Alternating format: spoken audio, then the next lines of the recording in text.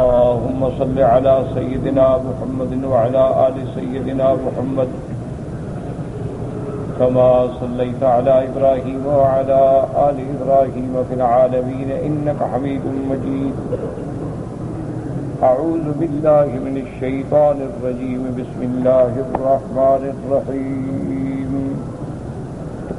الله نور السماوات والأرض مثل نوره كمشكاة فيها مصباح المصباح في زجاجة الزجاجة كأنها كوكب دري يوقد من شجرة مباركة زيتونة لا شرقية ولا غربية من شجرة مباركة زيتونة لا شرقية ولا غربية يكاد زيتها يضيء ولو لم تمسسه نار نور على نور يهدي الله لنوره من يشاء ويضرب الله الأمثال للناس والله بكل شيء عليم. قال المؤلف والمفسر رحمه الله تعالى: أدام النفع بعلومه وعلومكم في الدارين آمين إلى أن قال.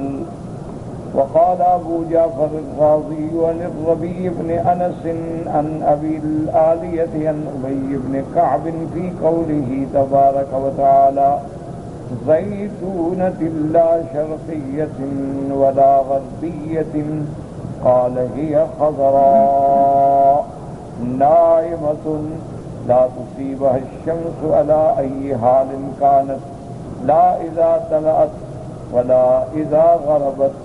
قال: فكذلك هذا المؤمن قد أجير من أن يصيبه شيء من الفتن وقد يبتلى بها فيثبته الله فيها فهو بين أربع خلال: إن قال صدق وإن حكم عدل وإن ابتلي صبر وإن أعطي شكر فهو في سائر الناس كالرجل الحي يمشي في قبور الأموات. ابو فصل رحمۃ اللہ علیہ فرماتے ہیں کہ اس آیت پر زیتونۃ لا شرقیۃ ولا غربیہ حضرت ابی بن کعب رضی اللہ تعالی عنہ کا ایک قول مبارک ہے، لیکن یہ قول جو ہے پہلے اقوال سے بالکل مختلف ہے۔ پہلے اقوال میں یہ بات تھی کہ جیسے ایک درخت صحرا میں ہو یا میدان کے درمیان میں ہو جس کی کوئی آڑ رکاوٹ نہ ہو، سورج کی پوری روشنی پڑے، جب سورج جانب مشرق میں ہو تو پوری روشنی، پھر جانب مغرب کی طرف ڈھلے گا پھر بھی پوری روشنی۔ لیکن حضرت ابی بن کعب فرماتے ہیں زیتونۃ لا شرقیۃ ولا غربیۃ، فرماتے ہیں یہ ایسا درخت ہے جو بالکل سرسبز ہے، ناعمۃ بالکل نرم ہے، ریشم کی طرح ہے، لا تصیبها الشمس علی ای حال، اس کو اللہ تبارک و تعالیٰ نے ایسے محفوظ رکھا ہے کہ سورج کی سختی اس کو کسی حال میں بھی نہیں پہنچتی، لا اذا طلعت ولا اذا غربت، نہ تو سورج کی سختی اور گرمی طلوع کے وقت میں نہ غروب کے وقت میں۔ اسی طرح اللہ تبارک و تعالی مومن بندے کو، ایمان والے کو بہت بڑا اس کی حفاظت فرماتے ہیں کہ اس کو کوئی چیز جو ہے فتن سے، مصیبتوں سے بچاتے ہیں۔ وقد یبتلی بہا، اور اگر کبھی اس پہ ابتلا آ جاتا ہے مومن پہ تو پھر اللہ اس کو ثابت قدم رکھتے ہیں کہ وہ جمع رہے اور اپنے ایمان پہ قائم رہے۔ فَهُوَ بَيْنَ أَرْبَعِ خِلَالٍ، اور اللہ والے، ایمان والے مومنین، مفلحین، صادقین جو ہیں ان کی چار صفتیں ہیں۔ ان قال صدقا، اگر وہ بات کرتے ہیں تو سچی بات کرتے ہیں۔ یہ مومن کی پہلی صفت ہے۔ اب اصل میں ہمیں غور کرنا چاہیے کہ ہمارے اندر یہ صفتیں ہیں اگر ہیں تو پھر ہم مومن ہیں، نہیں ہیں تو صاف بات۔ اس لیے ہمیشہ یہ احادیث جو پڑھتے ہیں اس لیے نہیں ہوتی قصہ ہے سن رہے ہیں، آپ اپنا محاسبہ کریں۔ جیسے حضور پاک صلی اللہ علیہ وسلم نے فرمایا آیت المنافق ثلاث، منافق کی 3 نشانیاں ہیں، تو ہم غور کریں کہ کہیں وہ نشانی ہم میں تو نہیں۔ اذا حدث کذب، حضور نے فرمایا منافق جب بات کرے تو جھوٹی کرتا ہے، وَإِذَا وَعَدَ أَخْلَفَ، جب وعدہ کرے تو وعدہ پورا نہیں کرتا، وعدہ خلافی کرتا ہے، وَإِذَا اؤْتُمِنَ خَانَ، اور جب اس کے پاس کوئی امانت رکھی جائے تو خیانت کرتا ہے۔ تو اب ہم خود اندازہ کریں گے کیا ہمارا یہ حال تو نہیں؟ اگر ہے تو پھر منافق۔ کہنے سے تو کوئی بندہ مسلمان نہیں بن جاتا نا، لیکن اس درخت پر جب تک ثمر آئے وہ بتاتا ہے یہ آم کا درخت ہے، امرود کا درخت ہے، یہ جامن کا درخت ہے۔ اسی طرح مومن کا عمل ثابت کرتا ہے کہ مومن ہے کہ نہیں۔ صرف کہہ دینے سے کیا فرق پڑتا ہے؟ ایک آدمی کہتا رہے میں مسلمان ہوں، کہنے سے کیا ہو جائے گا؟ اصل بات اسی لیے محدثین نے اس کی جامع تعریف کی ہے کہ تصدیق بالقلب، کہ ایمان کے بارے میں پہلے دل میں تصدیق ہو، وَإِقْرَارٌ بِاللِّسَانِ، اور زبان سے اقرار ہو، وَعَمَلٌ بِالْأَرْكَانِ، اور تمام اعضاء جو ہیں اس کی گواہی دیں کہ ہر عضو جو ہے اللہ کی فرما برداری میں کام کر رہا ہے۔ اس لیے فرماتے ہیں کہ اب مومن کی صفت دیکھیں کیا ہمارے اندر یہ ہے، ان قال صدق، جب بات کرے تو سچی بات کرتا ہے، وَإِنْ حَكَمَ عَدَلَ، اگر 2 آدمیوں کے درمیان میں اس کو حکم بنا دو کہ فیصلہ کرو تو پھر عدل سے فیصلہ کر دو، پھر بالکل یہ رعایت نہیں کرتا کہ یہ میرے رشتہ دار ہیں اور بڑے آدمی ہیں یہ غریب آدمی نہیں، جو بھی ہوگا انصاف ہوگا۔ فرماتے ہیں وَإِنْ ابْتُلِيَ بِهِ صَبَرَ، اگر اللہ کی طرف سے کوئی مصیبت آ جائے، امتحان آ جائے، تو پھر یہ نہیں کہتے کہ جی ہمارا خدا ہوتا تو ہمیں بچا نہ لیتا، اور خدا نے ہمیں کیوں نہیں بچایا، خدا نے ہمیں کیوں پکڑ لیا، اس کو کیوں نہیں پکڑا۔ یہ اللہ کا امتحان ہے، اللہ کی تقدیر ہے۔ مومن کا کام ہے کہ ہر حال میں صبر کرے۔ اسی لیے اللہ پاک نے فرمایا وَبَشِّرِ الصَّابِرِينَ الَّذِينَ إِذَا أَصَابَتْهُم مُّصِيبَةٌ قَالُوا إِنَّا لِلَّهِ وَإِنَّا إِلَيْهِ رَاجِعُونَ أولئك عليهم صلوات من ربهم ورحمة وأولئك هم المهتدون۔ اللہ پاک نے فرمایا کہ خوشخبری دے دیں ان لوگوں کو جو مصیبتوں پہ صبر کرتے ہیں، وہ سمجھتے ہیں کہ مصیبت دینے والا بھی میرا رب ہے اور رحمت کرنے والا بھی میرا رب ہے، تو اب اگر اس نے مجھے تکلیف دی ہے تو اسی میں اس کی حکمتیں ہیں اور میرا اسی میں کوئی بہتری، اس لیے ہر حال میں راضی رہیں، ہر حال میں صبر کریں کہ اللہ کی طرف سے ابتلا، یہ نہیں ہوتا کہ ابتلا صرف گناہ گاروں پہ آئے، انبیاء پہ بھی ابتلا آتے ہیں، انبیاء تو معصوم ہوتے ہیں، انبیاء تو گناہوں سے پاک ہے، لیکن اتنے بڑے بڑے ابتلا ہے کہ انبیاء کو قید میں ڈالا گیا، انبیاء کو پتھروں سے زخمی کیا گیا، انبیاء کو شہید کیا گیا، انبیاء کے سروں پہ آرے رکھ کے 2 ٹکڑے کر دیا گیا۔ تو اللہ کے انبیاء پر بھی تو ابتلا آئے ہیں، صدیقین پر بھی ابتلا آئے ہیں، صحابہ پر بھی ابتلا آئے ہیں، تابعین پر بھی ابتلا آئے ہیں، اولیاء اللہ پر بھی ابتلا آئے ہیں، بلکہ میرے محبوب فرماتے ہیں کہ جتنا شان بڑی ہوتی ہے اتنا ابتلا بھی بڑا ہوتا ہے۔ اشد بلاء الانبیاء، آپ نے فرمایا سب سے زیادہ مصیبتیں تو انبیاء پہ آتی ہیں، ثم الامثل فالامثل، پھر اس کے بعد جیسے جیسے مرتبہ ہوگا اتنی ہی اللہ تعالیٰ کی طرف سے امتحان۔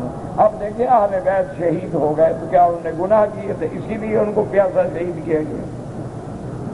صحابہ شہید ہو گئے، ان کے ٹکڑے ٹکڑے ہو گئے، سیدنا حمزہ یعنی ابو رسول اللہ رحمت دو عالم کی چچا ہیں سیدنا حمزہ، لیکن صرف آپ کو شہید نہیں کیا گیا، آپ کے بدن کو ٹکڑے ٹکڑے کیا، آپ کا سینہ چاک کر کے اندر سے کلیجہ نکالا گیا، اور پھر بدبختوں نے آپ کی لاش مبارک پہ کھڑے ہو کے لاش کو مسخ کرنے کی کوشش کی۔ تو اب سیدنا حمزہ تو سید الشہداء ہے، لیکن کتنے بڑے امتحان سے گزر گئے۔ تو اس لیے یاد رکھیں کبھی مصیبت آتی ہے گناہوں کی وجہ سے، اور کبھی بلائیں اور مصیبتیں آتی ہیں اللہ کے امتحان کی طرف سے، ابتلا کی طرف سے۔ اور مومن کی شان یہ ہے کہ وہ ہر حال میں راضی برضا ہو، ہر حال میں اللہ کی تقدیر پہ راضی ہو کہ رضینا باللہ ربا وبالاسلام دینا وبمحمد صلی اللہ علیہ وسلم نبیا۔ اللہ کا ہر فیصلہ جو ہے وہ حق ہے، اور اللہ ارحم الراحمین ہے، اللہ احکم الحاکمین ہے۔ اس کا کوئی بھی فیصلہ بندے کے خلاف نہیں، بندے کی بھلائی میں ہوتا۔ ہمیں چونکہ تکلیف پہنچتی ہے، ہم چیخ پڑتے ہیں، ہم صبر نہیں کر سکتے ہیں۔ اور میں اذا ابتلي ابتلي صبر وان اوتي شکر۔ اور اللہ تبارک و تعالیٰ اگر اس کو کوئی اپنی نعمت عطا فرمائے، اولاد عطا فرمائے، دولت عطا فرمائے، قوت عطا فرمائے، اقتدار عطا فرمائے، تو وہ اللہ کا شکر کرتے ہیں، اللہ تبارک و تعالیٰ کے نعمتوں پر شکر گزار ہوتے ہیں۔ شکر کا معنی یہ نہیں ہوتا کہ اگر آپ کو دولت ملے تو آپ کہیں یا اللہ تیرا لاکھ لاکھ شکر ہے اور نماز نہ پڑھیں، یہ شکر نہیں ہوتا، یہ تو اللہ کے عذاب کو دعوت دینے والی بات ہے۔ شکر کا معنی یہ ہوتا ہے کہ ہم اللہ کی عبادت میں اور زیادہ لگ جائیں، اللہ تبارک و تعالیٰ کی نعمتوں کو اللہ کے فرمان کے مطابق خرچ کریں، یہ ہے شکر۔ صرف زبان کی کلامی شکر ہو، ایک آدمی سارا دن کہتا رہے یا اللہ تیرا شکر، یا اللہ تیرا شکر، اذان ہو جائے نماز نہ پڑھے، تو وہ تو امام احمد حنبل کے نزدیک کافر ہو جائے گا۔ شکر کیا فائدہ دے گا؟ شکر کا معنی یہ نہیں رہتا ہے کہ بس آدمی، شکر کا معنی یہ ہوتا ہے ایمان ہو، اللہ کی نعمتوں کو اللہ کی رضا میں خرچ کرے، اور اس کے بعد بھی ہر بات میں زبان سے کہے الحمدللہ کہ اللہ تیرا شکر ہے۔ اللہ نے اگر دولت دی ہے، زکوٰۃ دے رہا ہے، صدقات دے رہا ہے، خیرات دے رہا ہے، غریبوں کی مدد کر رہا ہے، مانا شکر کر رہا ہے، اللہ کی نعمتوں کا شکر کر رہا ہے۔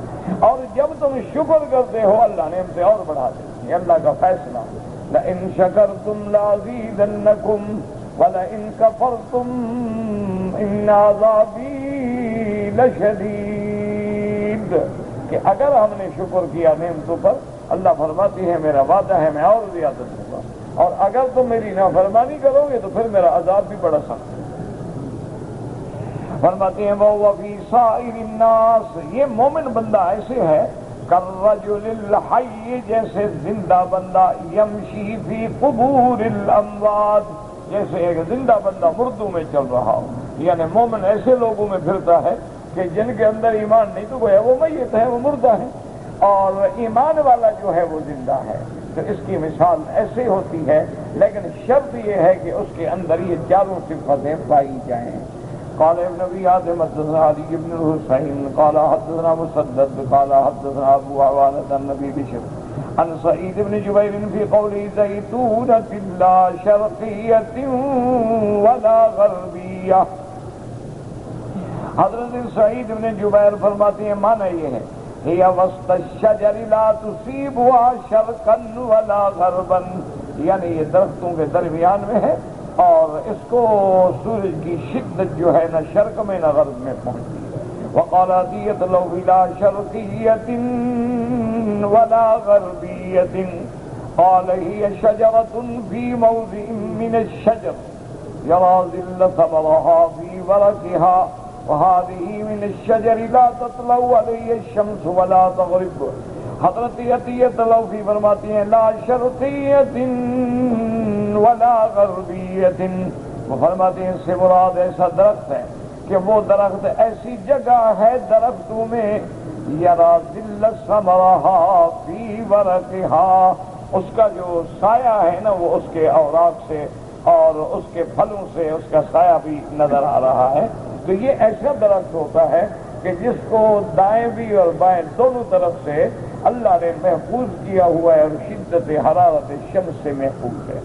وقال ابن ابي حاتم حدثنا محمد بن عمار قال حدثنا عبد الرحمن الدشتكي قال حدثنا عمرو بن ابي قيس عن سعيد بن جبير عن عباس رضي الله عنهما في قوله تبارك وتعالى لا شرقية ولا غربية ليست شرقية ليس فيها غرب ولا غربية ليس فيها شرق وَلَكِنَّهَا شَرْقِيَّةٌ غَرْبِيَّةٌ۔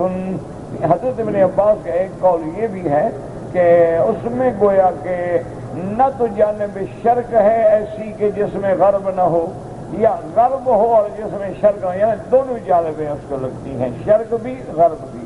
ہم یہ نہیں کہہ سکتے کہ شرقی تو ہے اور غربی نہیں، یا غربی تو ہے اور شرقی نہیں، لا شرقیت ولا غربیت، بلکہ دونوں چیزیں جو ہے اس سے وہ مستفید ہونے والا ہوتا ہے۔ وقال ابن ابی حاتم وقال محمد بن کعب القرظی لا شرقیت ولا غربیت قال ہی القبلۃ۔ انہوں نے فرمایا اس کا معنی یہ ہے کہ جیسے جانب شرق ہے، جانب غرب ہے اور گویا درمیان میں قبلہ ہے، معنی یہ ہے کہ یہ ایسے وقت میں ہے۔ قال زید بن اسلم لا شرقیت ولا غربیت قال الشام۔ انہوں نے فرمایا اس سے مراد شام۔ وقال الحسن البصری لو كانت هذه الشجرة في الأرض لكانت شرقية أو غربية ولكنه مثل ضربه الله تعالى لنوره۔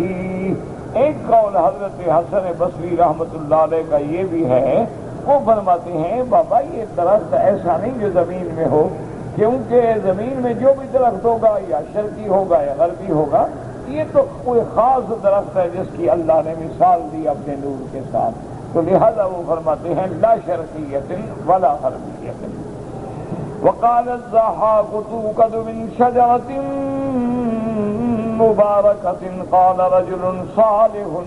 انہوں نے کہا شجرہ مبارک کی مثال ایسے ہے جیسے رجل صالح، کہ جیسے اللہ کے نبی نے فرمایا کہ مومن کی مثال ایسے ہے جیسے کھجور کا درخت ہوتا ہے۔ کھجور کا درخت جو ہے اس کے ہر چیز میں نفع ہے۔ کھجور جو ہے کچی بھی کھاتے ہیں، پکی بھی کھاتے ہیں، آدھی پکی آدھی کچی بھی کھاتے ہیں، اس کے چھڑیاں بھی کام آتی ہیں، لکڑی بھی کام آتی ہے، اس کی کھجور کی گٹھلیاں بھی کام آتی ہیں، یعنی ہر چیز نفع دے رہی۔ اسی طرح مومن جو ہے وہ بھی ہر حال میں نفع دیتا ہے، کبھی قرآن پڑھ رہا ہے، کبھی نماز پڑھ رہا ہے، کبھی تبلیغ کر رہا ہے، کبھی امر بالمعروف کر رہا ہے، کبھی نہی عن المنکر کر رہا ہے، تو اس کے بدن سے گویا ہر مسلمان کو ہر وقت فائدہ پہنچتا ہے۔ جیسے کھجور، اچھا کھجور کے درخت میں جیسے خزاں نہیں آتی، مومن پہ بھی کبھی خزاں نہیں آتی۔ مومن کے لیے بھی ہر وقت بہار ہے۔ جو آدمی اپنے اللہ کی رضا پہ راضی ہو وہ ہر وقت مطمئن ہے۔ یہ ہم جو پریشان ہو جاتے ہیں اصل میں ہمارے ایمان کمزور ہے، ضعیف الایمان ہے، ضعیف ہاں ایک ہے طبعی پریشانی، وہ تو انبیاء پہ بھی آتی ہے۔ ایک ہوتا ہے کہ جیسے یوسف علیہ السلام آخر جیل میں بیٹھے تو پریشان ہو گئے نا کہ جیل ہے، اللہ معاف کرے، تو اللہ کے آگے گر گڑائے کہ یا اللہ اب میرا صبر جواب دے، اتنی مدت تک جیل۔ اسی طرح جب حضرت ایوب علیہ السلام پہ اطلاع آیا تو آخر حضرت ایوب علیہ السلام بھی اللہ کے آگے رو پڑے، رب انی مسنی الضر وانت ارحم الراحمین۔ سیدنا یونس علیہ السلام پہ اطلاع آیا تو حضرت یونس بھی تو پکار اٹھے لا الہ الا انت سبحانک انی کنت من الظالمین۔ نوح علیہ السلام کا بیٹا ڈوبنے لگا تو نوح علیہ السلام بھی پکار اٹھے ان ابنی من اہلی وان وعدک الحق وانت احکم الحاکمین۔ یہ ہے طبعی بات جو فطرت انسانی سے تعلق رکھتی ہے، وہ تو دکھ ہوتا ہے۔ ایک ہوتا ہے کہ جزا فضا ہر وقت چیخ پکار اور یہ اور بابیلا اور تقدیر پہ اعتراض اور خدا پہ خلاف اعتراض۔ اللہ تبارک و تعالی معاف فرمائے، اللہ تبارک و تعالی شر سے بچائے۔ باقی ہے حضور پاک نے آنسو بہائے، حضور صلی اللہ علیہ وسلم پہ تکلیف آئی تو آپ کے آنسو مبارک بہے، تو یہ تو فطری بات ہے۔ حضور صلی اللہ علیہ وسلم جب طائف میں گئے اور دشمنوں نے آپ کو تکلیف پہنچائی تو حضور اللہ کے آگے دست بدعا اللہم الیک اشکو ضعف قوتی وقلت حیلتی وہوانی علی الناس۔ جب ابھی لہب کے بیٹے نے حضور کے سامنے گستاخی کی تو اللہ کے پیغمبر بھی جوش میں آ گئے، فرمایا اللہم سلط علیہ قلبا من کلاب۔ تو یہ تو طبیعی باتیں ہیں، فطری چیزیں ہیں۔ منع یہ ہے کہ آدمی حد سے نہ نکلے، کہ حد سے نکلنے کا معنی کیا ہے کہ اللہ کے فیصلے پہ ناراض بیٹھا ہوا ہے، میرا بیٹا کیوں ایسا ہوا، میرا باپ کیوں مر گیا، میرا بھائی کیوں مر گیا، فلاں جگہ ہمارا حادثہ ہو گیا اور کیوں بچ گیا، اللہ کے فیصلے، اس میں کسی کا کیا دخل؟ اللہ تبارک و تعالیٰ جو چاہتے ہیں اس کی حکمتیں ہیں، اور کوئی کام ان کا حکمت کے بغیر نہیں ہوتا ہے، ہر چیز میں اللہ کی حکمتیں ہیں۔ اللہ تبارک و تعالیٰ اپنے قیامت کے نمونے بھی دکھاتے ہیں نا، کہ تم جو انکار کرتے ہو قیامت کیسے ہوگی، یہ آسمان زمین کیسے پھٹے گا، اور سیکنڈ لگے دیکھ لو کہ پہاڑ ہل گئے۔ اس لیے فرماتے ہیں کہ منع یہ ہے توقد من شجرۃ مبارکۃ سے مراد کہ رجل صالح زیتونۃ لا شرقیۃ ولا غربیۃ، کیا مانا؟ وہ فرماتے تھے لا یہودی ولا نصرانی۔ ایک قول مبارک یہ ہے کہ وہ رجل مومن ہے، مسلمان ہے، نہ یہودی ہے نہ نصرانی ہے۔ وأولى هذه الأقوال والقول الأول وهو أنها في مستوى من الأرض في مكان فصيح باطن ظاهر للشمس، فقرأه من أول النهار إلى آخره ليكون ذلك أصفى لزيتها وألطف كما قال غير واحد ممن تقدم۔ لیکن مفسر رحمت اللہ علیہ حضرت حافظ ابن کثیر رحمت اللہ علیہ فرماتے ہیں سارے اقوال نقل کرنے کے بعد کہ راجح قول یہ ہے کہ اس درخت سے مراد وہ درخت ہے جو کسی زمین کے درمیان میں ہے، ایسی جگہ پہ ہے جو کھلی ہے، واضح ہے، ظاہر ہے، جس پہ ہر حال میں سورج کی شعاعیں صبح کو بھی شام کو بھی پڑتی ہیں، تاکہ جب زیادہ سے زیادہ سورج پڑتا ہے تو اس کے تیل کے اندر ایک صفائی پیدا ہوتی ہے، اس کے اندر ایک لطافت پیدا ہوتی ہے۔ تو یہی قول راجح ہے، باقی اقوال بھی علماء نقل کرتے ہیں، لیکن دیانتدار علماء، دیانتدار محدثین مفسرین کا کمال یہی ہوتا ہے، وہ کہتے ہیں ہاں فلاں نے یہ بھی کہا، یہ بھی کہا، یہ بھی کہا، لیکن ہماری تحقیق میں راجح بات جو ہے وہ یہ۔ وَلِهَذَا قَالَ تَبَارَكَ وَتَعَالَى يَكَادُ زَيْتُهَا يُضِيءُ، اس کا تیل ایسے ہے جیسے معلوم ہوتا ہے کہ بغیر آگ کے دکھلائے بھی روشن ہو جائے گا۔ یکاد زیتها یضیء ولو لم تمسسه نار، چاہے اس کو آگ نہ دکھائیں وہ تیل اتنا روشن ہے، اتنا چمک رہا ہے، معلوم ہوتا ہے تو بغیر آگ دکھائے بھی بھڑک اٹھے گا، بالکل روشن ہو جائے گا۔ قال عبد الرحمن بن زید بن اسلم یعنی لذوی اشراق الزید، وقوله تبارک وتعالی نور علی نور، یعنی جیسے اس تیل میں اتنی صفائی ہے، اتنی چمک ہے، بغیر آگ لگائے بھی گویا جل اٹھے گا، لیکن جب آگ لگائیں گے تو پھر کیسی روشنی ہوگی، پھر تو گویا نور نرا نور ہو گیا نا۔ ایک اصل نور تو اس کے اندر موجود تھا بغیر آگ کے، پھر جب آگ کا نور آیا تو اب دو نور اکٹھے ہو گئے۔ اس لیے فرماتے ہیں کہ نور علی نور فهو يتقلب في خمسة من النور، فكلامه نور وعمله نور ومدخله نور ومخرجه نور ومصيره إلى نور يوم القيامة إلى الجنة۔ اس لیے مفسر رحمت اللہ علیہ فرماتے ہیں کہ مومن کی شان یہ ہے کہ نور پہ نور ہے، کیونکہ مومن جو ہے اس کے پاس 5 نور ہوتے ہیں۔ کلامہ نور، مومن کا کلام جو ہے وہ بھی نور ہوتا ہے، کیوں؟ یا تو وہ قرآن پڑھے گا، ذکر کرے گا، حدیث پڑھے گا، یا سچی بات کرے گا تو گویا وہ بھی نور ہے۔ فرماتی ہیں فَكَلَامُهُ نُورٌ وَعَمَلُهُ نُورٌ، اس کا عمل بھی نور ہے، کہ دیکھو کبھی نماز میں ہے، کبھی طواف میں ہے، کبھی تہجد میں ہے، کبھی قرآن میں ہے، کبھی درس میں ہے۔ فرمایا وَمَدْخَلُهُ نُورٌ، حلال کا رزق کھا رہا ہے جو نور بن کے اندر جا رہا ہے۔ وَمَخْرَجُهُ نُورٌ، اور مخرج بھی اس کا نور۔ وَمَصِيرُهُ إِلَى نُورٍ يَوْمَ الْقِيَامَةِ، اور قیامت والے دن بھی وہ اپنے نور ایمان کی روشنی میں چلے گا۔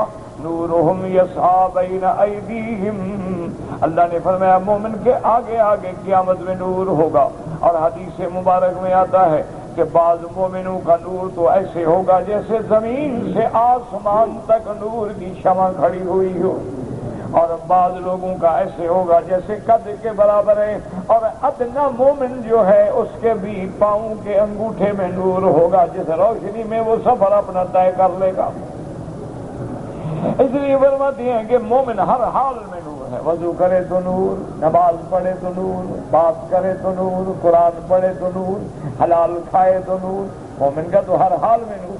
اب خود اندازہ کرو، جب مومن گالی دے تو وہ کیا بنے گا؟ وہ بھی نور ہوگا۔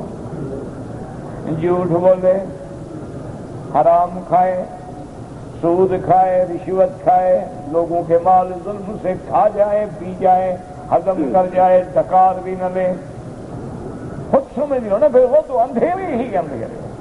اسی لیے یاد رکھو کہ جب آدمی حرام کا رزق کھاتا ہے دل میں اندھیرا اور سیاہی، نور ایمان ختم،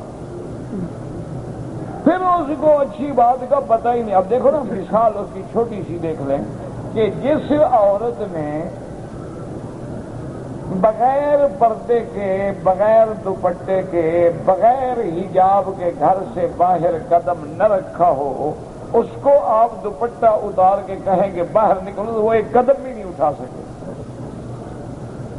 میں کیسے جاؤں، میں کیسے جاؤں، دوپٹہ نہیں ہے، میرے بال کھلے ہیں۔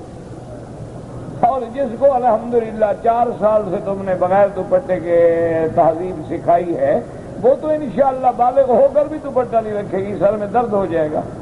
جس عورت نے کبھی بیوٹی پارلر وغیرہ میں جا کے بال نہیں کٹوائے، اس کو کہو بال کٹواؤ، کہے گی میں مر جاؤں گی، بال کٹوا لوں؟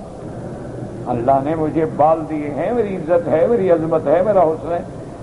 اور جو عادی ہیں وہ جناب ہر ہفتے وہاں بیٹھی ہیں، کبھی فیشیل ہو رہا ہے، کبھی بال کٹنگ ہو رہی ہے، کبھی جناب آنکھوں کے لینز بدلے جا رہے ہیں، کبھی پپلیوں کے رنگ بدلے جا رہے ہیں کہ جیسا سوٹ ہو آنکھوں پر وہی رنگ ہو، وہی شیڈ، اور بڑے فخر سے باہر نکلتی ہیں۔ یہ بھی نہیں دیکھتی کہ اللہ کی لعنت برس رہی۔ اور احساس ہی نہیں، دل سیاہ ہو گیا ہے، احساس کس کو ہو؟ جب بندے کا دل سیاہ ہو جائے، احساس کس بات کا؟ آدمی خدا نہ کرے، خدا نہ کرے، پہلی دفعہ گناہ کرے نا، پاؤں کانپ رہے ہوتے ہیں، جب میں گناہ پتہ نہیں کیا ہوگا کیا ہو، دوسرے دفعہ ٹھیک ہو گیا، دل سیاہ ہو گیا۔ آپ کیوں؟ حضور نے فرمایا لم تستحی فاصنع ما شئت، بھیا نہیں جو چاہو کرو۔ تو یہ ذرا رات کو بیٹھ کے محاسبہ کیا کرو کہ ہمیں بھی کوئی کبھی ضمیر جھنجھوڑتا ہے کہ ہم مکے میں رہ رہے ہیں اور حرام کھاتے ہیں، ہم مکے میں رہتے ہیں جھوٹ بولتے ہیں، ہم حرمین میں رہتے ہیں زنا کرتے ہیں، ہم حرمین میں رہتے ہیں ساری رات فلمیں دیکھتے ہیں، ہم حرمین میں رہتے ہیں نماز نہیں پڑھتے، اذان ہو گھر چلے جاتے ہیں یا لیٹرین میں چلے جاتے ہیں، ہم حرمین الشریفین میں رہتے ہیں کبھی اپنے ماں باپ کی عزت نہیں کی، ہم حرمین الشریفین میں رہتے ہیں بیوی اپنے ملک میں دھکے کھا رہی ہے، دوسری عورتوں کے پیچھے پھر رہا ہے، مسلمان ہے۔ کبھی رات کو خود محاسبہ کیا کرو، چھوڑو مولویوں کو، مولوی ہیں تمہارے کیا محاسبہ کریں گے، اپنا محاسبہ کرو کہ یار اللہ نے مجھے مومن بنایا، مسلمان بنایا، میری زبان پہ لا الہ الا اللہ محمد الرسول اللہ کا کلمہ طیبہ ہے، اب اسی زبان میں جس میں لا الہ ضربیں لگاتا ہوں جھوٹ بول رہا ہوں، جس زبان کو، جس ہونٹوں کو میں حجر اسود پہ لگاتا ہوں جہاں محمد مصطفیٰ نے لگایا ہے، پھر گندی عورت کو میں بوسہ دے کے زنا کے لیے تیار کر رہا ہوں۔ کوئی حساب کیا بنا کہ آج کے دن میں نے کتنے حرام کمائے، کتنا جھوٹ بولا، کتنا دھوکہ دیا، کتنا فریب کیا، کتنا فراڈ کیا، ایسے ایسے۔ اچھا کتنے لوگ ہیں جو چیخ رہے ہوتے ہیں جی جیب کٹ گئی، کیا خیال ہے آپ کا؟ حرم میں یہودی آتے ہیں جیب کاٹنے، نصرانی آتے ہیں جیب کاٹنے، نماز پڑھ رہی ہے بیچاری عورت آگے پرس لے کے اڑ گیا، یہ کون ہے؟ کافر ہے، یہودی ہے، کون ہے؟ یعنی اب حج آ رہا ہے نا جی، جیسے حاجی حج کے لیے آئیں گے، جیب کٹنے والے جیب کاٹنے کے لیے آئیں گے، چوری کرنے والے چوری کے لیے آئیں گے، بعض لوگ انشاءاللہ ابھی سے داڑھیوں کو تیل لگا کے کنگیاں دے کے انشاءاللہ لوگوں کی قربانی کی بکریاں کھانے کے لیے تیار ہو جائیں گے۔ حاجی صاحب بینک لے گا 400 ریال، میں تمہاری 200 ریال میں کر دیتا ہوں۔ اچھا حاجی بھی اتنا پاگل ہے، پیسے کی لالچ میں کبھی نہیں سوچتا کہ اس کے باپ کے جہاز آئے ہوئے ہیں بکریوں کے، بکری کا ریٹ 300 ریال ہے، 200 ریال میں کیسے کر دے گا؟ وہ کہتے ٹھیک ہے او جی، بس اپنا قیامت میں جواب دے گا نا جی، ہم نے تو دے دیا نا جی، جب تم نے جان کے دے دیا ہے، کیوں وہ جواب دے گا؟ تم جواب دو گے قیامت میں کہ تم نے غلط آدمی کو کیوں چیز دی ہے، اپنے ہاتھ سے جا کے ذبح کرو۔ اچھا، وہ بڑے دھڑلے سے کہہ دیں گے حاجی صاحب آپ بالکل آ جائیں، آپ کے سامنے ذبح کریں۔ ان کو پتا ہے حاجی صاحب کا باپ بھی نہیں آ سکتا 10 کو، یہ انشاءاللہ مزدلفہ میں پھنسا ہوگا یا مینا میں پھنسا ہوگا، یہ میں ٹیلی فون کر دیں گے حاجی صاحب آپ کب تک انتظار کریں گے کہ بابا کر دو، بس میں مر رہا ہوں، کر دو کر دو کر دو۔ اس نے کہا دعا مانگ، اللہ سب نے سال کی تنخواہ بنا لی۔ انا للہ و انا الیہ راجعون، بس دعا کرو اللہ ہمارے حال پہ رحم فرما دے۔ ظہر الفساد فی البر والبحر بما کسبت ایدی الناس، اب تو بالکل فساد اتنا عام ہو گیا ہے کہ اب رزق حلال یا رجل مومن یا رجل امین ڈھونڈنے سے نہیں۔ اب لوگ بیچارے کہاں جائیں؟ وہ کہتے ہیں داڑھی ہے، حرم میں بیٹھا ہے، مکے شریف میں ہے، کعبۃ اللہ کے اندر بیٹھ کے ہم سے بات کر رہا ہے، یار یہ بندہ بھی جھوٹ بولے گا؟ ان کو پتہ نہیں، یہ تو پیشہ ور جھوٹے ہیں۔ انا للہ و انا الیہ راجعون، اللہ تبارک و تعالی رحمت فرمائے۔ اچھا، بعض لوگ بتائیں کیسی واردات کرتے ہیں، اللہ معاف فرمائے، وہ حرم کے باہر کھڑے ہو جاتے ہیں، دیکھتے ہیں نا نئے نئے حاجی آ رہے ہیں بیچارے، نہ ان کو زبان آتی ہے، نہ غریب کو محلے کا نام آتا ہے، نہ معلم کا نام آتا ہے، نہ جگہ مل رہی ہے، گلے میں تھیلا ہے، وہ پہنچ جائے گا حاجی صاحب آ جا رہے ہیں حاجی بھائی کہاں؟ انہوں نے کہا یار عمرہ کرنا ہے۔ انہوں نے کہا میں آپ کا تھیلا لے کے بیٹھ جاتا ہوں، آپ آرام سے عمرہ کریں، کمال ہے، ہم جو کھڑے ہیں خدمت کے لیے۔ حاجی اندر یہ باہر تھیلا ہی رہا ہے، باہر جیل رہا ہے۔ اچھا، بعد میں بھی کہیں گے حاجی صاحب ہم آپ کو ڈھونڈتے ڈھونڈتے مر گئے، آپ کہاں گئے تھے؟ میں نے تو تھیلا وہاں رکھ دیا تھا۔ تو اب بتاؤ ہم خدا کو کیا جواب دیں گے ایمان سے؟ یعنی میرا اپنا آپ کو ایک قصہ سناتا ہوں۔ میرا ایک دوست آیا، وہ امریکہ سے، وہ بیچارہ پہلے بھی مجھے بڑے ٹیلی فون کرتا رہا، حضرت کچھ بتائیں میں آپ کے لیے کیا لے آؤں؟ میں نے کہا بھائی بس اللہ آپ کو خیریت سے لے آئے، اللہ آپ کو حج نصیب فرمائے، بس الحمدللہ دعا کیا کرو، دعا سے بڑی کوئی نعمت ہے نہیں حضرت، آپ حکم فرمائیں اور حکم فرمائیں۔ میں نے کہا میں یار کوئی چیز میرے دماغ میں نہیں، نہ ضرورت ہے، کوئی مجھے ضرورت ہو میں بتا دوں، نہیں ہمیں کیا کروں؟ وہ جناب روز ٹیلی فون کرتا، آخر میں نے اس کا نمبر دیکھ لیا، جب وہ اس کا ٹیلی فون آیا میں نے اٹھا، کیا کرے آپ؟ بہرحال وہ غریب آ گیا، نوجوان بالکل ینگ آدمی، یونیورسٹی سے ابھی تازہ وہ پڑھ کے نکلا، وہ مجھے حرم میں ملا۔ اس نے کہا حضرت آپ کو میں نے بہت کہا، آپ نے تو نہیں مانا، میں آپ کے لیے خاص کمپیوٹر ہے نیا بھی آیا ہے وہ، اور بہت ہی وہ اعلیٰ چیز ہے اور بالکل جدید چیز ہے، اور بالکل وہ لیپ ٹاپ چھوٹا سا ہے، اتنا سا آپ سفر میں ہر جگہ رکھ سکتے ہیں اور آپ کے کام کی چیز ہے، وہ میں آپ کے لیے لے آیا۔ میں نے کہا مجھے تو موبائل کرنا نہیں آتا، تم کمپیوٹر لے آئے۔ اللہ کے بندے، موبائل میں کسی کا نام میں نہیں فیڈ کر سکتا۔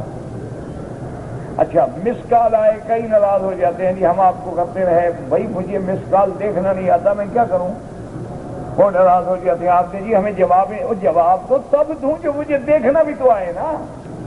اچھا، اور ہر مس کال کا میں جواب دوں تو انشاءاللہ 1 مہینے میں کباڑا بھی ہو جائے گا۔ کچھ اس لیے بھی میں ٹال دیتا ہوں، ورنہ کسی کو کہہ سکتا ہوں کہ دیکھ کے بتا دو۔ بہرحال میں نے کہا یار تم تو لے آئے، تمہاری بڑی مہربانی، لیکن میں کیا کروں؟ نے کہا جی نہیں، بس آپ مہربانی کریں نا، آپ ایک دن میرے ساتھ بیٹھ جائیں، میں آپ کو سمجھا دوں۔ میں نے کہا اچھا ٹھیک ہے یار، تیری بڑی مہربانی۔ اس نے کہا اب حضرت مجھے بتائیں کہ میں آپ کو وہ کہاں پہنچاؤں؟ میں نے کہا جی کوئی ایسی بات نہیں، تم ابھی آئے ہو، خدا کے بندہ، جاؤ عمرہ کرو، اپنے عمرے سے فارغ ہو، ابھی رہو گے تم کہیں، جہاں رمضان شریف تھا آج نہیں تھا۔ میں نے کہا اللہ خیر کرے گا، رات کو یہیں ملیں گے۔ اتنی دیر میں ایک آدمی آ گیا، وہ اس کو ملا تو وہ کہنے لگا جی حضرت یہ میرے رشتے دار ہیں دور سے۔ انہوں نے کہا یہ تمہارا اپنا بندہ ہے بھائی، ماشاءاللہ اتنی داڑھی ہے، صف اول میں ہوتا ہے۔ میں نے کہا بابا یہ تو ہمارا خاص آدمی ہے، ان کو دے دیں مجھے پہنچا دیں گے۔ انہوں نے کہا جی مسئلہ ہی حل ہو گیا۔ اچھا، خدا کی شان وہ بیمار ہو گیا، اس کے بعد وہ مجھے نہیں ملا۔ مدینہ منورہ کے بعد وہ بیچارہ سیدھا واپس گیا امریکہ۔ اس سے مجھے فون کیا کہ جی میں مجبور ہو گیا تھا، مریض ہو گیا، ایک دن مدینہ رکا، پھر میں نے فلائٹ پکڑی، وہ آپ کی امانت جو ہے جس بندے کو آپ نے کہا تھا میں نے دے دی ہے۔ انہوں نے کہا تو فکر نہ کرو یار، وہ تو بڑا اللہ والا آدمی ہے، وہ تو سمجھو بس ہمارے گھر آ گئی۔ وہ جناب پہلے تو وہ آدمی مجھے 1 مہینہ نظر ہی نہیں آیا، 1 مہینے کے بعد اتفاقاً مل گیا۔ انہوں نے کہا حضرت وہ میرے پاس میری امانت ہے۔ اب ہاں وہ حضرت بالکل ٹائم ہی نہیں ملا، بس مجبوری ہے، کچھ ملازمت ہے، کچھ ایسی ڈیوٹی ہے، کچھ ایسے حالات ہیں۔ تو میں نے کہا دیکھو تم آسانی سے جہاں پہنچا سکتے ہو وہاں پہنچا دو، وہاں سے میں لے۔ انہوں نے کہا جی بس آپ جہاں بیٹھتے ہیں نا شام کو چائے پیتے ہیں وہاں میں پہنچا دوں گا۔ میں نے کہا بھائی بات ختم ہوگی، وہاں سے پھر میں لے کے گاڑی میں رکھ لوں گا، چلے جاؤں گا۔ 4 مہینے پھر غائب، پھر صف اول میں خلاف کعبہ کے ساتھ کھڑا ہوا ملا۔ میں نے کہا بھائی وہ امانت ہے، اور جی اس نے کہا تھا کسی دوسرے آدمی کو دے دینا، میں نے اس کو دے دیا۔ انا للہ، مجھے کوئی فرق نہیں پڑتا، وہ میرے پیسے نہیں لگے ہوئے تھے اس میں، مجھے تو ویسے ہی مال مفت مل رہا تھا۔ مولوی اور پیر پاگل تھوڑا ہوتا ہے کہ پیسے لگائے گا، مجھے تو مال مفت مل رہا تھا، چور کو بول پڑ گیا، کوئی فرق نہیں پڑتا۔ لیکن میں اندازہ کریں کہ داڑھی ہے، صف اول ہے، کعبۃ اللہ، اور اتنا بڑا جھوٹ، اور کعبۃ اللہ کے اتنے اچھا پکڑا گیا نا اتفاق سے۔ میں نے اسی نماز میں پڑھے، اس ساتھ نماز بعد کہاں بھاگے غریب؟ میں نے کہا انہوں نے کہا جی بس وہ تو اس نے مجھے کہا تھا کہ اب فلاں آدمی کو دے دو، میں نے اس کو دے دیا ہے، کیونکہ وہ $5,000-6,000 کی چیز تھی، تو حضرت کی نیت خراب ہو گئی۔ انا للہ و انا الیہ راجعون۔ یعنی میں اپنا بات بتا رہا ہوں آپ کو، میرے ملنے والا ہے، جاننے والا ہے۔ اچھا حقیقت ہے اب اس کو دیکھ کے مجھ کو شرم آتی ہے، اس کو پھر بھی شرم نہیں آتی۔ مجھے سامنے آئے نا میں تھوڑا ادھر ہو جاتا ہوں کہ یار یہ شرمندہ نہ ہو، لیکن وہ اتنا ڈیٹ ہے۔ السلام علیکم حضرت، انا للہ و انا الیہ راجعون۔ بس دعا کرو اللہ اس کو بھی ہدایت دے، اللہ ہمیں بھی ہدایت دے۔ جس بیچارے نے دیا اللہ اس کو تو ثواب دے، اجر دے۔ اس غریب، اچھا وہ دل میں کیا سوچے گا؟ ٹھنڈے دل ایک آدمی کافر ملک میں رہتا، نوجوان ہے، ابھی وہ پٹڑی پہ آیا ہے، غریب دین کی پٹڑی پہ، ہم لوگوں کی تقریریں سن کر وہ دل میں کیا سوچے گا کہ یا تو مولوی وکی بے ایمان ہے یا وہ بے ایمان ہے، دو میں ایک تو بے ایمان ہے نا۔ کیا خیال ہے اس کا دین کے بارے میں؟ کیا خیال رہے گا کہ یار یہ مکے میں رہ کر ایسا لوگ کرتے ہیں تو پھر تو ہم وہ کافر ملکوں میں ٹھیک ہے، ہم تو وہاں بھی جھوٹ نہیں بولتے۔ انا للہ و انا الیہ راجعون۔ بس دعا کرو اللہ ہمارے حال پہ رحم فرمائے، اللہ ہمارے حال پہ رحم فرما۔ اللہم اہدنا فیمن ہدیت وعافنا فیمن عافیت وتولنا فیمن تولیت۔ اللہ جب تک ہدایت نہ دے کچھ بھی نہیں ہو سکتا۔ اس لیے فرماتے ہیں کہ مومن کا تو کھانا بھی نور ہے، عمل بھی نور ہے۔ فرماتے ہیں وقال شبر دیا جاء ابن عباس الى كعب الاحبار وقال حدثني عن قول الله تعالى يكاد زيتها يضيء ولو لم تمسسه نار قال يقال محمد صلى الله عليه وسلم الناس ولم يتكلم انه نبي۔ انہوں نے فرمایا اس سے مراد ایسے ہے جیسے میرا مدنی محمد مصطفیٰ چاہے بات بھی نہ کرے، آپ کے چہرے دیکھنے سے بھی ہدایت ملتی ہے۔ كما يقال ذلك الزيت يضيء وقال الصديق في قوله تبارك وتعالى نور على نور قال نور النار نور الزيت حين اجتمع اضاء۔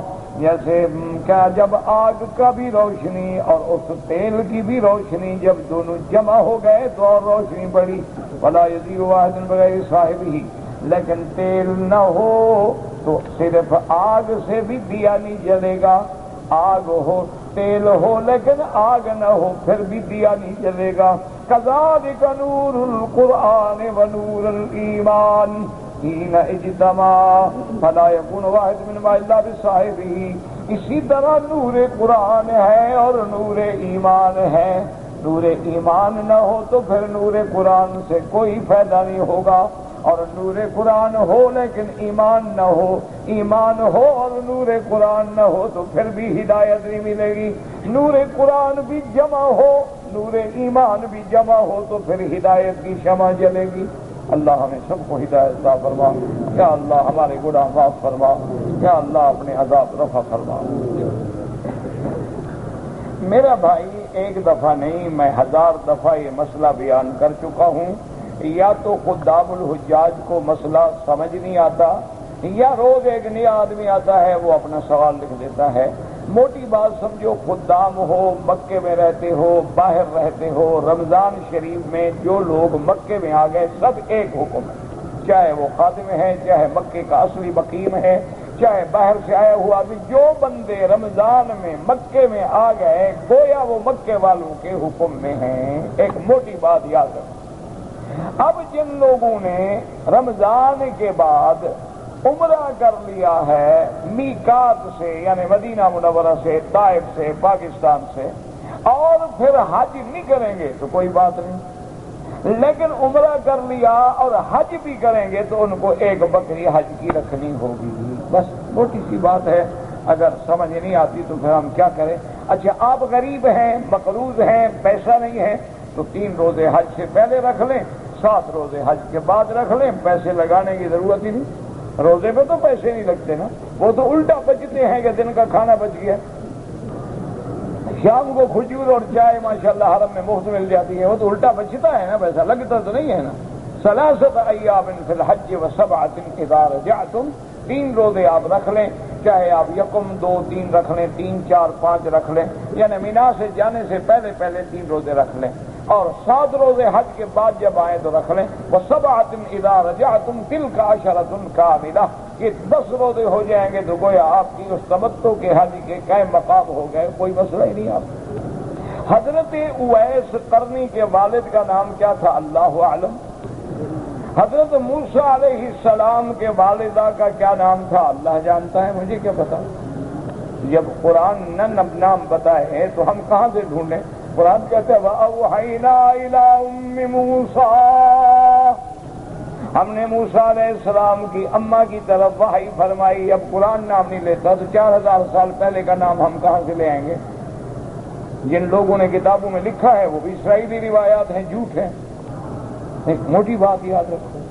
اچھا حضرت اویس قرنی کا ذکر تو آیا ہے کہ تابعی ہیں، لیکن ان کے والد کا ذکر نہیں آیا۔ کوئی کتاب دیکھ لیں جس میں اویس قرنی کی صفت ہو، تذکرہ ہو، احوال ہو، شاید وہاں مل جائے۔ اصل مصیبت یہ ہے نا، لوگ سمجھتے ہیں کہ یہ بھی مسئلہ ہے، یہ اصل میں یہ ہوتا ہے کہ کہیں کوئی سوال نامے میں پڑھ لیا، آ کر جواب مولوی سے پوچھ لیا، انعام آپ لے گئے۔ ورنہ ایک مسئلہ ہے کہ لوگوں کی ماں کا نام ڈھونڈو۔ مجھے اپنی دادی کا نام نہیں آتا، میں موسیٰ علیہ السلام کی ماں کا نام کہاں سے لے آؤں گا؟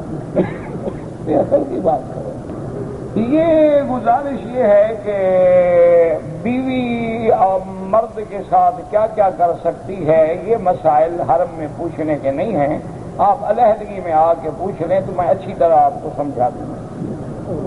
جو آپ نے پوچھا ہے نا، بالکل بالکل آپ کہیں گے تو پریکٹیکل میں سمجھا دوں گا۔ کیا آپ کو حرم میں مسئلے اس قسم کے پوچھتے ہوئے شرم نہیں آتی کہ مرد عورت کا کیا چوز سکتا ہے اور عورت کیا چوز سکتی ہے؟ کوئی غیرت، کوئی حیا، کوئی ایمان، کوئی شرم کعبہ بالکل ختم ہو گئی ہے۔ انا للہ و انا الیہ راجعون۔ یا اللہ رحم فرما، رحم فرما، رحم فرما۔ پتہ نہیں ہم حضور کی امت کہاں جا رہے ہیں۔ کہتے جی کہ ہمارے ساتھی ہے، وہ کہتا ہے کہ ہمارے پیر صاحب نے حضور صلی اللہ علیہ وسلم سے ہاتھ ملایا ہے۔ کیا مطلب؟ یعنی اس کی عمر 1600 سال ہے نا، پیر کی عمر ہے 80 سال۔ حضور کی وفات مبارک کو کتنا عرصہ ہو گیا؟ 1400 سال سے بھی زیادہ، کیونکہ یہ تو ہجرت کی تاریخ ہے نا۔ تو بہرحال یہ قصے ہیں، لوگوں کو جھوٹ بلاتے ہیں۔ کوئی کہتا ہے خواب میں ملاقات ہوئی ہے، کوئی کہتا ہے میری بالکل براہ راست بات ہوتی ہے۔ یہ سارے قصے ہیں، کہانیاں ہیں جن میں کوئی حقیقت بالکل جھوٹ ہے، اور مسلمانوں کو دھوکہ دینے کے لیے فریب ہیں۔ کوئی خواب بتاتا ہے، کوئی کچھ بتاتا ہے۔ اللہ کے بندے، حضرت ابو بکر نے یہ دعویٰ نہیں کیا تو تم ان سے بھی بڑے ہو گئے، تمہارے تیر ابو بکر سے بڑھ گئے۔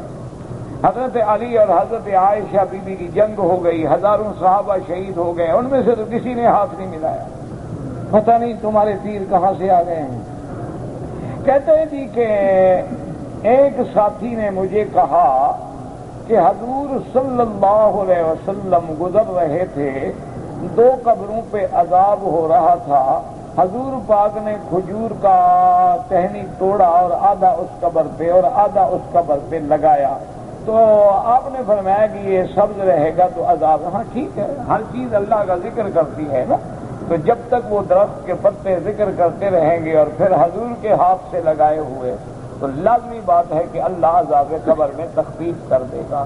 لیکن یہ لوگ جو استدلال کرتے ہیں نا کہ جی اس سے ثابت ہوا کہ کھجور کا پتا اگر ڈالنا قبر پہ جائز ہے تو گلاب کا پھول بھی تو جائز ہے. تو حضور نے دیکھا تھا عذاب ہو رہا ہے، تم بھی عذاب دیکھ کے ڈالتے ہو پھول. خدا کا خوف کرو اور پھر جو برکت میرے بدنی کے ہاتھ میں ہے وہ تیرے ہاتھ میں ہے. اللہ سے ڈرو. اگر کوئی آدمی زندہ ہے اس کے لیے طواف کرے، اس کے لیے دعا کرو، اللہ اس کو خود طواف نصیب کرے. میت کو دفن کرنے کے بعد قبر پہ اذان دینا بدعت ہے. اگر سنت ہوتی تو صحابہ دیتے، حضور پاک دیتے، بلال دیتے.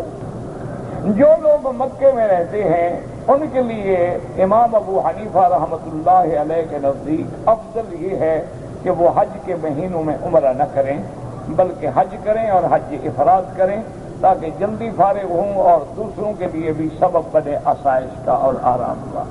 بہرحال اگر عمرہ کریں گے تو پھر دمیں تبتو دینی ہوگی. کہتے جی کہ بچپن کی عمر میں جب بچے چھوٹے ہوتے ہیں ماں باپ ان کا نکاح کر دیتے ہیں، وہ نکاح ہو جاتا ہے کیونکہ ماں باپ ولی ہے.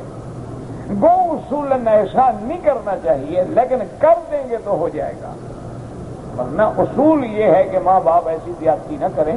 ہو سکتا ہے بڑے ہونے کے بعد کیا واقعات پیدا ہوں، جھگڑے ہو جائیں، دونوں میں سے کسی کی شکل بگڑ جائے، دونوں میں سے کسی کو کوئی ایسی بیماری لگ جائے، تو ایسی باتیں بالکل نہ کریں. لیکن چونکہ اللہ نے والدین کو ولی بنایا ہے، حق ہے اگر کر دیں تو نکاح ہو جائے. اچھا لیکن یہ بھی یاد رکھو اللہ نے لڑکی کو بھی حق دیا، بالغ ہو کر انکار کر دیں تو نکاح ختم ہو جائے. کہتے جی کہ بہت سارے لوگ جو ہیں 2-3 سال سے ملک سے باہر رہتے ہیں تو ان کا نکاح رہ جاتے. تمہیں کیوں فکر ہے؟ نکاح نہیں ٹوٹتا کہ بلا 10 سال بھی باہر رہو، نکاح بڑا پکا ہے، وہ نہیں ٹوٹتا. لیکن تم گناہگار ہو بیوی کے حقوق ادا نہ کرنے.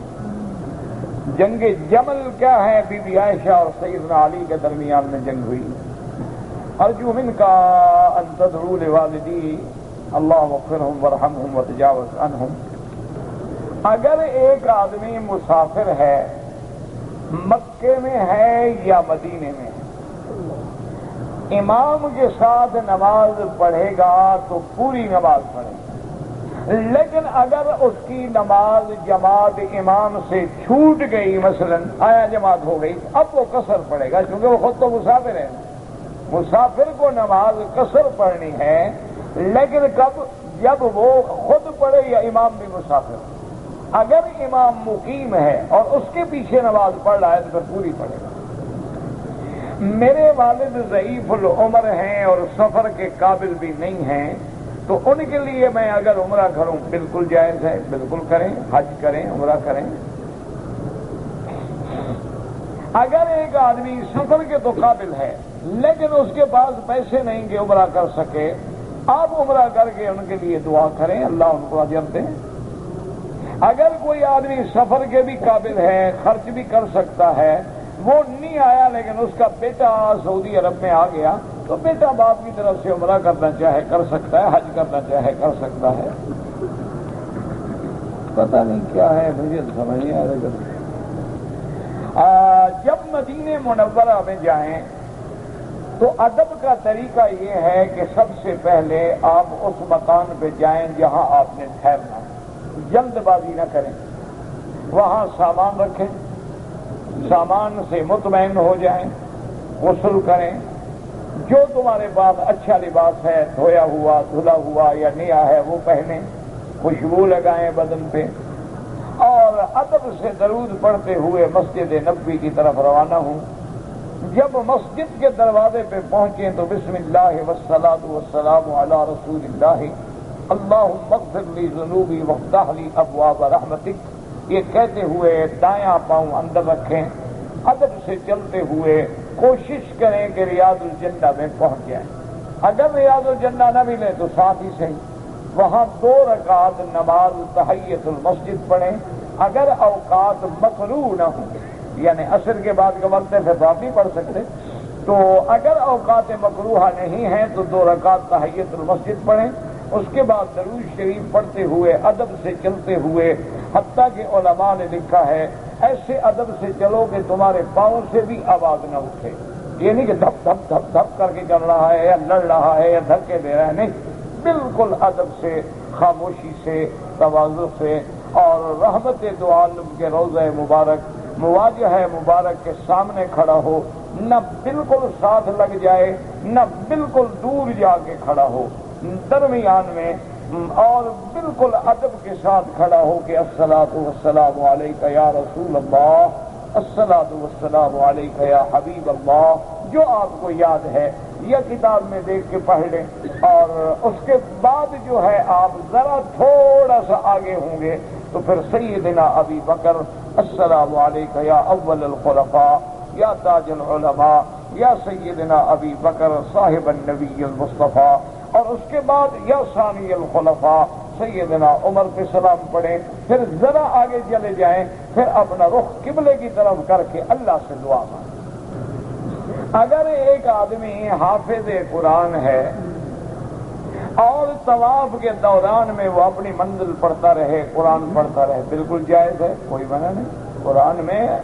قرآن بھی تو اللہ کا ذکر ہے نا، طواف میں بھی ذکر ہے، تو اگر وہ سبحان اللہ کے بجائے قرآن شریف الحمدللہ اس کو یاد ہے اور وہ طواف بھی کرتا رہے اور اپنی منزل بھی پوری کر لے، بڑی اچھی بات ہے، بہت اچھی بات ہے۔